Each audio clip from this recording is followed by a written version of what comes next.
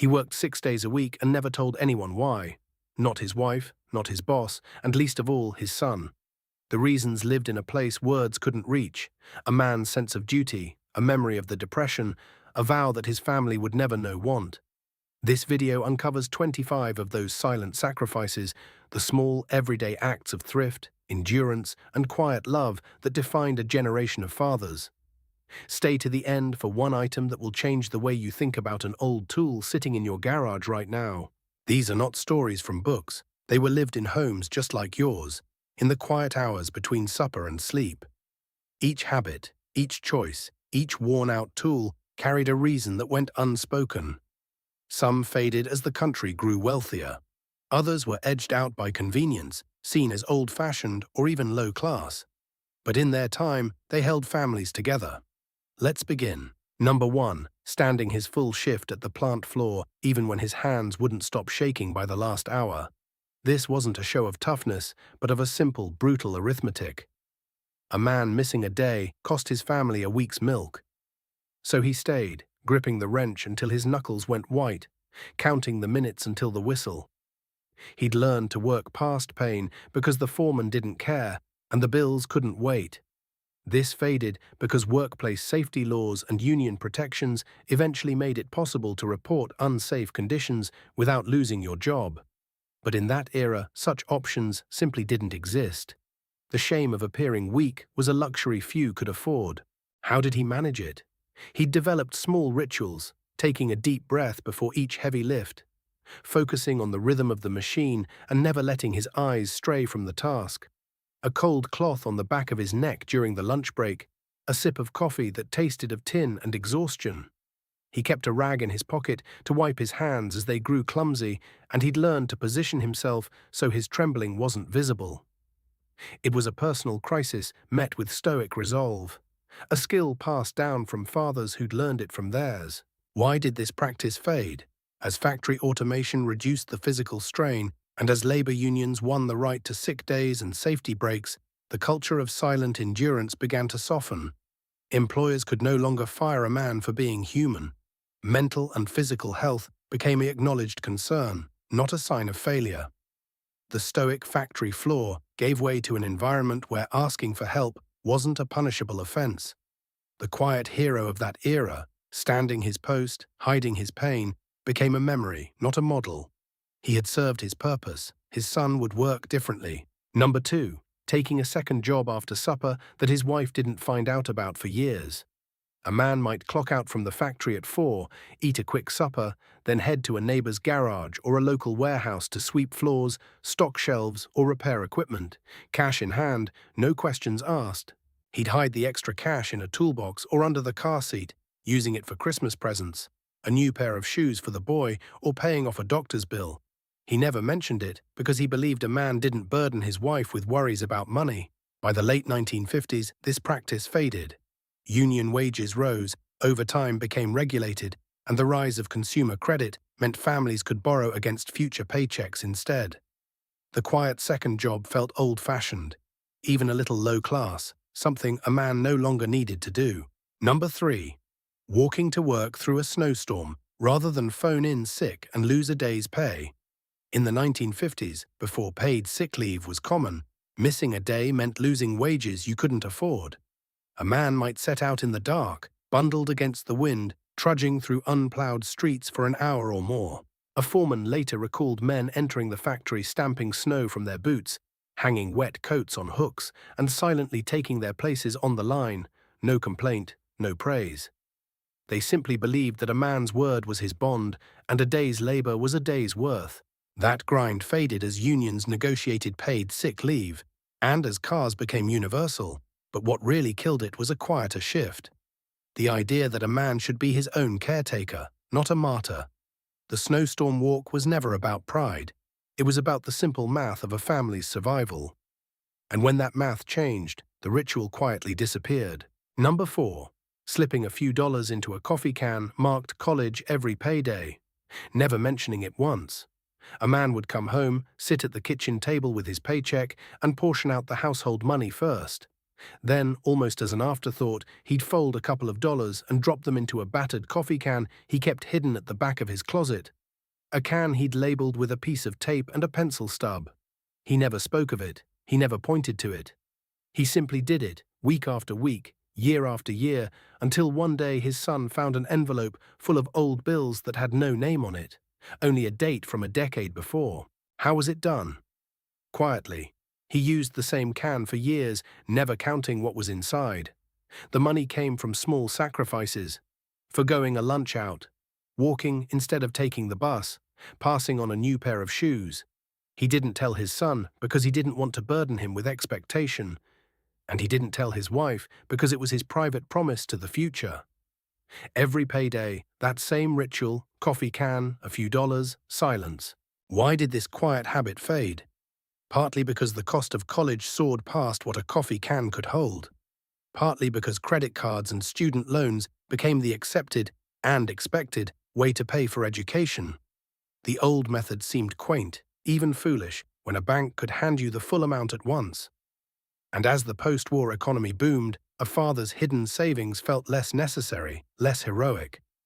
The coffee can became a relic, a symbol of a time when a man carried his hopes in small, secret acts, never speaking of them, because he believed that was what strength looked like. Number 5. The Friday ritual. He cashed his paycheck at the window of the neighborhood grocery, where the teller knew him by name.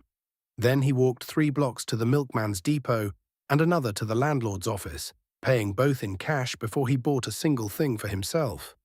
Only after those debts were settled did he stop at the barber or the hardware store. He followed this order because it was a code of honor older than he was. The men who supplied your family came first, then the roof over their heads.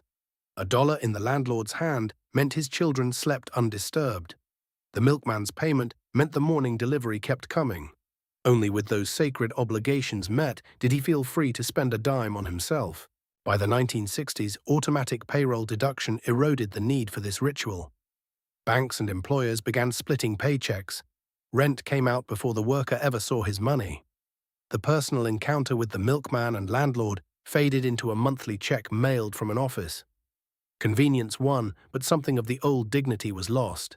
The quiet pride of a man who could look his creditors in the eye, pay what he owed, and then keep walking. Number 6. Turning down a foreman's promotion because it meant less time on the shop floor with the men he'd trained. It was done simply. When the foreman's badge was offered, he said, "I belong on the floor." And that was that. He didn't explain, didn't argue. The next day he showed up at the same lathe, same time, same greasy apron. The men he'd trained nodded once, and the matter was closed. This quiet refusal faded not because promotions lost value, but because the idea of lifelong loyalty to one company, and to the men beneath you, became antiquated. In later decades, moving up was seen as a man's duty, not a choice. To stay on the floor seemed like a lack of ambition. So the old ethic of protecting the crew by staying among them slipped out of fashion, a secret kept not in words, but in the decision to remain where the work was hardest. Number 7. Working through his own father's funeral leave in 3 days flat, because the family still needed the paycheck. In 1950s working-class homes, bereavement leave was often unpaid or limited. A man might take just enough time to bury his father and settle the simplest affairs, then return to the assembly line or the factory floor. He stood his full shift even when his hands wouldn't stop shaking, because the mortgage and the grocery bill didn't pause for grief. This habit faded as union contracts and later federal law mandated paid bereavement leave, making it possible to mourn without sacrificing a week's wages. But for that generation, the pressure to provide overrode the need to grieve, a silent trade that seemed normal at the time. Number 8. Rebuilding the lawnmower engine on the workbench rather than buying a new one. When the blade slowed and smoke coughed from the housing, a 1950s father didn't reach for the telephone or the classifieds. He cleared the bench, spread a clean rag, and laid out wrenches and screwdrivers in a careful row. He knew that engine from the inside out. The carburetor jets, the valve clearances, the wrist pin that always worked loose. He'd lap the valves with compound, replace the points and condenser, hone the cylinder with a spring tool. Hours passed. The job wasn't finished until the engine turned over on the second pull and settled into a steady idle. This kind of repair was common because lawnmowers were built simply and durably. A man could buy a new set of rings and gaskets for a few dollars, far less than the cost of a replacement machine. And there was pride in it, the quiet satisfaction of bringing a dead engine back to life. A father might let his son hand him the crescent wrench or hold the flashlight, and in that small way pass along the belief that broken things could be mended, not just discarded. By the 1960s, cheap throwaway mowers began to flood the market. Plastic carburetors and sealed engines made home repair harder and often not worth the effort. The old art of rebuilding seemed low class or old-fashioned. It became easier to buy new. But what was lost was more than a skill. It was the quiet lesson that a man could fix what he owned, and that time spent at the bench was never wasted. Number 9. The one toolbox passed down from his own father that outlived 3 houses. It sat in the garage, a wooden chest worn smooth at the corners by generations of hands. Inside, every tool had its place, its purpose. The wrenches were forged in a foundry that had since closed. The hammer's handle had been replaced twice, but the head was the same one his father had swung. He maintained them with linseed oil and beeswax, not because they were antiques, but because they were still the best tools for the job. This was how he learned, by watching his father sharpen a blade or true a saw, then doing it himself until he got it right. When something broke, he didn't rush to the hardware store. He took it apart, studied it, and fixed it. The toolbox was not a collection. It was a curriculum. Each tool taught a lesson in patience and resourcefulness.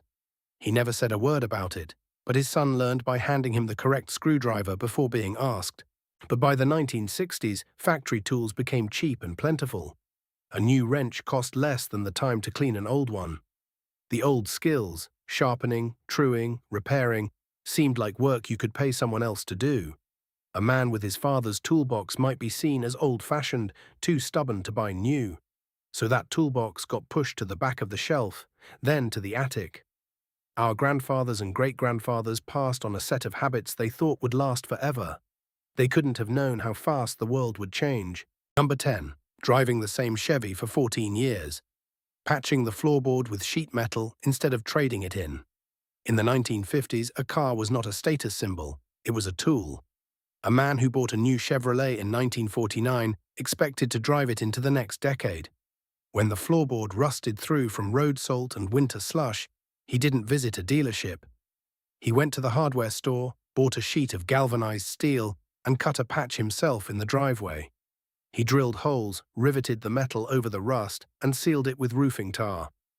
It wasn't pretty, but it worked. And the saved payments went into that coffee can marked college. Why did this habit fade? 2 reasons. First, by the mid-1960s, auto manufacturers launched aggressive annual model changes and trade-in advertising. Driving a patched car came to be seen as old-fashioned, even low-class. Second, post-war prosperity put a new car within reach of more families.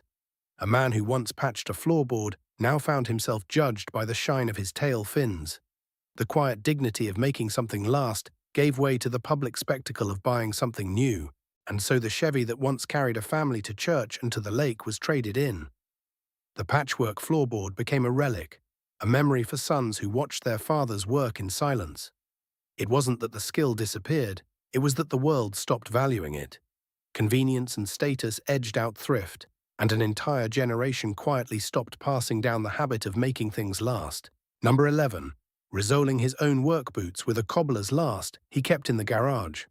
When the sole wore through from months on the factory floor, he didn't drive to a shoe repair shop. Instead, he pulled out the last, a cast-iron form shaped like a foot, and clamped the boot onto it. He'd trace a new sole from thick leather, trim it with a curved knife, then soak it in water to make it pliable. After coating both surfaces with rubber cement, he'd press them together and hammer dozens of tiny brass nails along the edge. The work took an evening, but it saved $2 and kept his boots going another season. This skill faded as factory-made boots with molded synthetic soles became cheap and widely available by the 1970s. Resoling was seen as an old-fashioned, penny-pinching chore when a new pair cost only a few dollars more. The last itself gathered dust, a relic of a time when a man fixed what he had because it was second nature. Number 12. Teaching his son to change a tire in the driveway and never once saying, "Good job." The lesson was practical. A tire iron, a jack. The sequence of loosening lug nuts before lifting the car. A father would stand silently, hands in pockets, watching. If the boy did it right, they moved on. If wrong, a curt word and a repeat. Praise was withheld because a man's work was expected, not commended. Why did this fatherly silence fade? For one, the post-war economy quietly transformed the meaning of work. A man who had come of age during the Depression measured his worth by his output, not his sentiments. Compliments felt like coddling, and coddling, he believed, made a boy soft for a hard world. But as the decades turned, parenting experts began urging verbal affirmation, and a generation of fathers, many of whom had never heard "good job" themselves, struggled to find the words. And then convenience made the whole lesson optional. Radial tires lasted longer. Roadside assistance programs with a single toll-free call replaced the need to know the location of the jack or the spare. By the 1980s, many new cars didn't even come with a spare. A can of sealant and an air compressor sat in the trunk instead. The driveway ritual, once a rite of passage, was edged out by a world where you paid for what you no longer had to learn. Number 13. Rewiring the porch lamp himself rather than calling an electrician, even after the shock knocked him back. How? He'd watched his own father do it, and that was enough. He'd tested the wires with the back of his hand before touching them, but a forgotten capacitor held a charge. He let out a grunt, hit the porch floor, then got up, shook his fingers, and finished the job by feel. Why it faded? By the 1970s, home wiring codes grew stricter and plastic parts replaced metal housings. A shock could stop your heart, not just your pride. Calling an electrician became the cheaper option compared to a hospital visit. The old way, passed down like a trade secret, became just another thing a man never had to teach his son. Number 14. Sharpening the same pocketknife on the same stone every Sunday night of his life. It was a ritual as quiet and deliberate as evening prayer. The man would settle onto a wooden stool in the garage, a whetstone across his lap, and draw the blade across the oiled surface in slow, rhythmic strokes. He was not just honing steel, he was teaching a kind of quiet patience, a respect for what could be mended rather than replaced. But the ritual faded because factory-made knives grew cheap and disposable.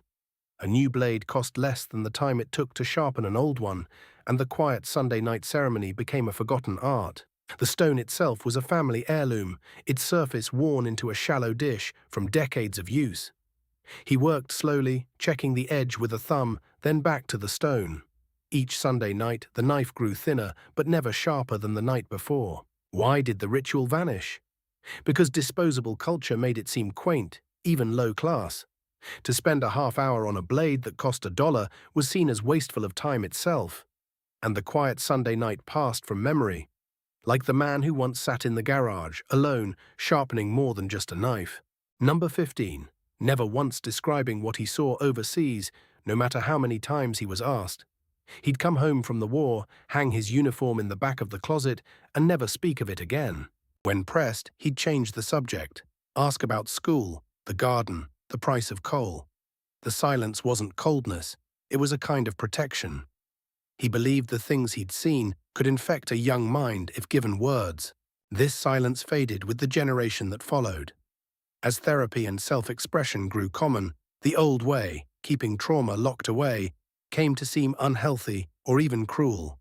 But in that father's mind, he was bearing the weight so his son wouldn't have to. Number 16. Waking at 3 a.m. some nights and never explaining why, and never being asked again. There was no alarm clock, no nightmare he'd admit to. He would simply wake, lie still for a moment, then get up and move through the dark house. He might sit in the kitchen with a glass of water. He might stand at the living room window. He never said a word, and his son learned not to ask. This ritual fell out of fashion after the war. The men who came home from combat often carried memories they couldn't share. Their sons, raised in a more open age, would have asked. But by then the old silence had already become a family tradition, quietly fading as younger generations learned to speak of their fears. Number 17. The medal locked in his sock drawer that his son didn't find until they were clearing out the house after the funeral. It was a simple bronze cross on a faded ribbon, awarded for valor in a war he never spoke of, in a campaign he never named. He kept it hidden, not out of shame, but out of a code that said a man's proudest deeds were private, not trophies to be displayed. How was it done? He simply never told. Every few years, perhaps on a quiet Sunday, he would unlock the drawer, hold the medal for a moment, and lock it away again. No photographs were taken of the ceremony. No mention was made at family gatherings. The medal existed only in that drawer, a secret he carried alongside his daily routines. Why did it fade? Because that generation believed a man's worth was measured not by honors, but by how quietly he carried them. To display a medal would have felt like boasting, and boasting was a sin of the weak. The practice faded as sons grew up in a world that asked for stories, that wanted to celebrate bravery openly. The sock drawer secrecy seemed cold and distant to them, but for the father, it was the only way to be honorable. Number 18. Never saying I love you out loud, but being up and dressed by 5 every single morning of his life. He didn't need to say the words. That daily routine, getting up before anyone, scraping frost off the windshield, clocking in, was his vocabulary. Love meant showing up, not saying it. A boy learned what mattered by watching, the same chair at breakfast, the same time, the same silent sacrifice. This unspoken code began fading in the 1970s as the culture shifted. The stoic provider ideal gave way to open expression, spurred by pop psychology and self-help movements that encouraged men to verbalize emotions. Fathers who'd been raised on silence found their sons expecting something more. By the 1990s, a good father was expected to say the words aloud, and the old way, however loving, became seen as emotionally distant and outdated. Number 19. Standing on the platform as the train pulled out and never once looking back, so his son wouldn't see his face. It was a practiced art, the stiff spine, the fixed gaze forward, the hands shoved deep into coat pockets. He'd timed it so the train's hiss and clatter would cover any unguarded sound, and he'd stand there until the last car vanished around the bend, a stone sentinel in a grey fedora. He did it because he believed a father's duty was to be a pillar, not a leaky faucet. Emotions were private weather, not to be displayed in public. By turning his back, he spared his son the burden of worry, of pity, of a memory that might tarnish the image of an unshakable man. The stationmaster saw it every day. A generation of men saying goodbye without a single visible crack. By the 1970s, this code began to fade. Air travel turned departures into a brisk hug at the terminal gate. A new psychology urged openness, and the old stoicism was seen as cold rather than selfless. The platform itself, the grand train stations with their vaulted ceilings and long goodbyes, gave way to asphalt lots and quick handshakes. The ritual didn't die, it was simply no longer needed. And so the son, now a father himself, never learned the art of the unbroken gaze. Number 20. Taking the smallest, worst cut of meat at supper and calling it his favorite. At the dinner table, the father would eye the platter and reach for the piece everyone else avoided. The burnt edge, the gristly end, the thigh when everyone wanted the breast. He'd lift it to his plate with a small, satisfied sound, as if this were the choicest portion of all. This was not about preference, it was a quiet arithmetic. If he took the smallest portion, there would be enough for the children. If he claimed it was his favorite, no one would argue or offer him a better piece. It was a lie told to keep the family fed without anyone feeling the pinch. After the war, as wages rose and food became more abundant, the practice faded. A growing middle class meant few families had to stretch a single chicken among 5, and the post-war culture of every man for himself made the old sacrifice seem unnecessary, even odd. The father who gave up his share became a figure from a harder time, remembered but rarely imitated. Number 21. Sitting alone in the garage with the light off for an hour after he'd had to discipline his son. He couldn't let his boy see the regret, couldn't let his wife hear the sigh. So he'd close the garage door, sit in the dark on an overturned crate, and wait until his hands stopped trembling and his voice felt steady again. He did it without explanation. That hour was a private ritual, a way to absorb the sting of his own anger before walking back into the house, calm and quiet. He never told his son what he did in there. It was simply something a father did. Take the blame, swallow it whole, and never speak of it. The practice faded as the garage became less of a refuge, heated and insulated, turned into a rec room or a workshop with fluorescent lights. The stillness that fathers once needed gave way to the hum of television in the den. An old silence that served its purpose was edged out by convenience and the blur of modern life. The garage became a place for cars and tools, not for secrets. Number 22, signing birthday cards. Love Dad, because he could write the words easier than he could say them. In the quiet of the kitchen, after supper, he'd sit at the table with a card bought from the Five and Dime. The pen would hover, then scratch out the two words he'd never speak aloud. It wasn't a secret. It was a bridge. The page could hold what his throat couldn't. For decades, that simple signature carried more feeling than any spoken confession, because his generation had been taught that love was best shown through doing, not saying. But by the 1960s, this custom began to fade. The youth culture championed open emotion, hugs, therapy, declarations of love. The silent signature started to feel like a relic. Soon, a generation of sons began signing their own cards with bold spoken words, forgetting their fathers had taught them love in a quieter ink. Number 23, staying awake in the front room until he heard his son's car pull into the driveway, then going straight to bed without a word. A father would sit in the dark, a single lamp burning low, listening to the hum of the street, the creak of the house settling. He might pretend to read the newspaper or doze in his armchair, but his ears were tuned to the sound of an engine turning onto their lane. The moment tires crunched gravel or the headlights swept across the curtains, he'd rise, flick off the lamp, and climb the stairs without a sound. By morning, the son might never know his father had waited up at all. How it was done, he never announced his vigil. There was no discussion, no admonishment to be home by curfew. He simply waited, a quiet sentinel, ready to retire the moment his son was safe behind the door. For the son, the knowledge often came second-hand, from a mother's offhand remark or the memory of seeing a shadow move behind the curtain. It was a small, wordless ritual of care. Why it faded? As car reliability improved and roads became safer, the tangible worry diminished. Telephones and later early car phones allowed sons to call ahead, breaking the silent vigil. The practice came to seem old-fashioned, even overprotective, a relic of an era when a young man's evening involved more uncertainty. So the front room grew dark earlier, and the waiting ceased, not because fathers cared less, but because the world had changed. Number 24, standing at the back of the church for his son's wedding instead of the front row so as not to make a fuss. He did it because his own father raised him to believe a good man stays out of the spotlight, that a wedding belongs to the couple, not to him. So he slipped in through the side door, found a spot behind the last pew, and watched from a distance, hands in his pockets, proud but invisible. But by the 1970s, this quiet self-effacement faded. Wedding ceremonies opened up. Fathers led their sons to the altar, gave toasts, danced with their daughters-in-law. The old way, standing in the back, came to feel like absence rather than humility. A generation that prized participation over privacy had little use for a ghost in the doorway. Number 25. He never told his son any of this because he believed a man was supposed to carry it alone and never let his son see the weight. Every sacrifice, every extra hour, every dollar slipped into the coffee can was done in silence. That was the code. A man provided and protected, but he did not complain and he did not explain.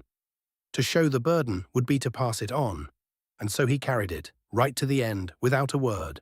This was how it was done, silently, without ceremony. A man took a second job after supper, never mentioning it to his wife. He drove the same car for 14 years, patching the floorboard with sheet metal. He stood his full shift even when his hands shook, because the family needed that paycheck. And he never said a word about any of it. Not to his wife, not to his son. The weight was his to bear alone. Why did this silence fade? It wasn't out of cruelty, but out of a belief that had become outdated. As the decades passed, the idea of the strong, silent provider gave way to the notion that men should share their feelings, that burdens could be shared. The old way came to be seen as stoic, even cold. And so the silence that was once a sign of strength became a lost language. The son now knew the weight because the father had finally spoken, or the son had learned to ask. These 25 things, they weren't secrets, not really. They were the ordinary, unspoken code of a generation that measured a man not by what he said, but by what he did. Each worn boot sole, each midnight coffee can, each silent vigil in the garage, these were the bricks of a life built on something solid. But that code, that quiet way of being, began to fade as the world changed. A new car every few years became the measure of success. Calling a repairman seemed easier than patching the floorboard yourself. Convenience edged out self-reliance. And the old ways, the ones that kept a man up at 3 a.m. with his own thoughts, came to seem, well, old-fashioned. The job at the plant moved overseas. The second job became a second mortgage. The shop floor where a man had trained his sons got automated. And somewhere along the way, the toolbox his father gave him sat unused in the garage because nobody taught the next generation how to use it. These weren't secrets, they were just lost. And maybe, by remembering them, we can pass on what matters most. Not the things, but the quiet strength behind them. Did your father or grandfather have his own silent way of providing? Did he have a coffee can, a worn toolbox, a habit that only made sense later? Tell us about it in the comments, because these stories are the only way the quiet wisdom of a generation doesn't just disappear. If this video reminded you of something worth remembering, please subscribe so we can keep sharing the lessons that were never meant to be secrets.